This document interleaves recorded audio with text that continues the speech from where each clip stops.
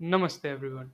Before we start, if you haven't subscribed yet, please do subscribe and hit the bell icon to receive notifications.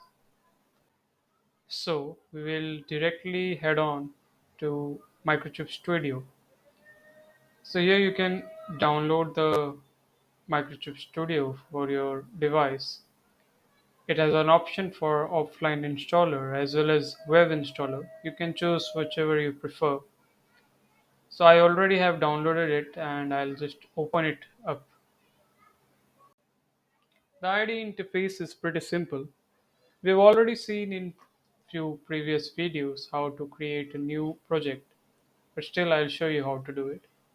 You just have to select if you want a C or C++ executable project and you can name it accordingly.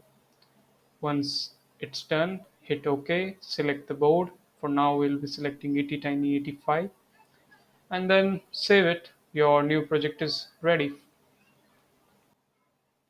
I already have an existing Blinky project saved on my desktop, so I'll just open it up and we'll build this one and upload it to our main board. So it's a pretty straightforward example wherein we'll be just connecting an LED to pin PB1, so it's eventually put into an output mode. In the while loop, we are simply toggling the pin output after every 1 second. You can hover to the build tab and eventually build this project. Also, in our previous videos, we have discussed how we need to create an external tool in order to upload our code. It was for Atmega, this time we'll be doing for ATtiny. You just have to change few params in your ultimate command. One is of the board, that will be T85, and fuses. This time we have 3 bytes. One is lower, higher, and extended fuse bytes, and the project location. Also, we've already discussed about the AVR dude binary path in one of our previous videos. So, moving on, we'll be searching for the term ZADIG. It is a GUI helpful in installing USB based drivers. So you have to download it online. I already have it and I'll be opening it up.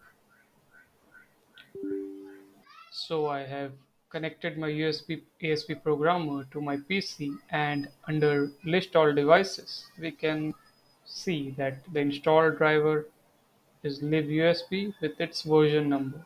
You can also have a look at the USB device vendor ID.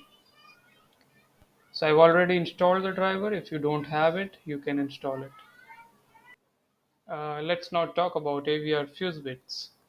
So we'll be selecting ATtiny85 as our board. You can have a look at the default values of the fuse byte, and we will be unchecking the option of divide clock by 8 internally. This will give us our final fuse byte values, which is E2, DF, and FF respectively.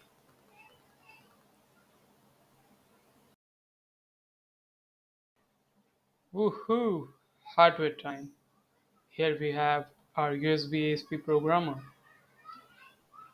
and our main ATtiny85 based USB board. ए चल ना छोटे project संभालना. Also, we have a LED and a simple resistor. You may use USB male to female cable for ease of programming. Connection of our ATtiny85 with the USB SP programmer is pretty simple. You just have to connect 4 pins, that is for MISO, MOSI, clock, and reset pin for communication, and 2 pins, which is 5 volt and ground for power supply. Once you have secured the connection, we will be rebuilding our project. Once the build is complete, next we will click on USB SP ATtiny85 external tool that we created, and voila! the project is uploaded. After successfully programming, we are free to disconnect the connection with our programmer and connect an LED across PV1 and ground.